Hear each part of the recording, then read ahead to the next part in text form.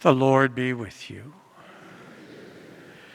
A reading from the Holy Gospel according to Mark.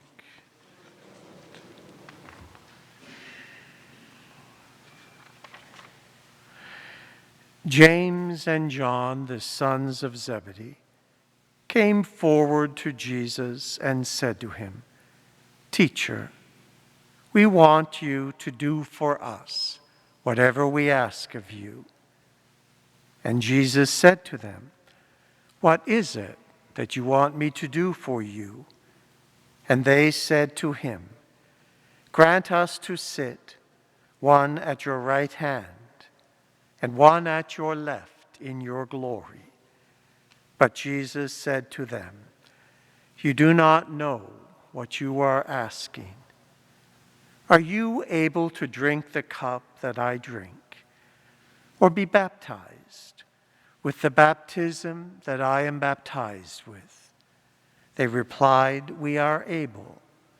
Then Jesus said to them, "The cup that I drink you will drink, and with the baptism with which I am baptized you will be baptized. But to sit at my right hand or at my left is not mine to grant, but it is for those for whom it has been prepared." When the 10 heard this, they began to be angry with James and John. So Jesus called them and said to them, "You know that among the Gentiles, those whom they recognize as their rulers lord it over them, and their great ones are tyrants over them. But it is not so among you. Whoever wishes to become great among you must be your servant, and whoever wishes to be first among you must be slave of all. For the Son of Man came not to be served, but to serve, and to give his life as a ransom for many." The Gospel of the Lord.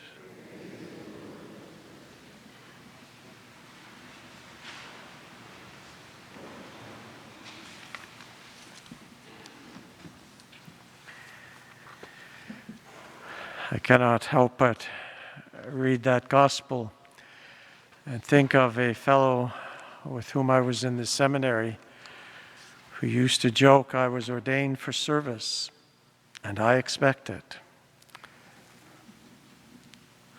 It was funnier, maybe without masks. Today we hear the third and kind of final prediction, or maybe I should say we kind of hear the third and final prediction of Jesus' passion, death, and resurrection, and the reaction to it. I say we kind of hear it because we don't. The lectionary has actually skipped over for the third time Jesus' words predicting his passion, but it has given us what follows immediately after. And we've heard the 3 of them now. Similar words each time Jesus making a prediction about his upcoming passion.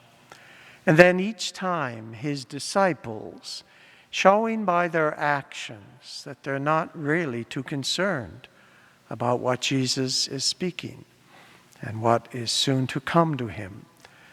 If you remember the first time, it was Peter, "Lord, don't talk so crazy." And then Jesus rebukes Peter, "Get behind me, Satan. You're thinking like people think and not like God thinks." And then he gathers them together and speaks to them. The second time, it was all of the disciples, and they're fighting among themselves about something as they're walking along the road. And when Jesus says, "What are you talking about?" they're embarrassed because they were discussing who was most important among them. And again, Jesus gets them together and reminds them what it is to serve. And here the third time, after the prediction, what do we see? We see the two of Jesus' closest disciples, James and John. We've already seen Peter and now James and John. Those three formed kind of a tight inner circle of Jesus' disciples, kind of an inner circle of friends. And so they say, well, we want you to do something for us, whatever it is, which is generally a dangerous kind of a request. Well, what is it that you want? We want you to make sure that the two of us are sitting in the highest places of honor when you come into your kingdom. And Jesus says, you don't know what you're asking for. Are you ready to drink the cup that I drink? Or to be baptized with the baptism with which I am to be baptized? In other words, are you willing to go to the cross with me? And they reply quite nobly, we are able. And then Jesus makes a prediction. The cup that I drink, you will drink. And with the baptism with which I am baptized, you will be baptized. Interestingly enough, James will be the first of all the apostles to die. Just a few years later, John will die a different kind of martyrdom, the martyrdom of great old age and not being put to death, although he did his time on the Isle of Patmos in punishment for preaching the word of God, but was not put to a martyr's death. But even despite this, it's not mine to grant who sits at my right and at my left, but that belongs to those for whom it has been prepared. And then we see still the reaction of the other 10. They're angry with James and John.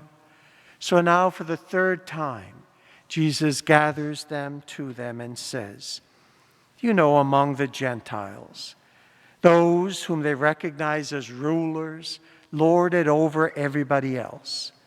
Their great ones are tyrants over them. It's not to be so among you. Whoever wishes to be great among you must be your servant. And whoever wishes to be first among you must be the slave of all.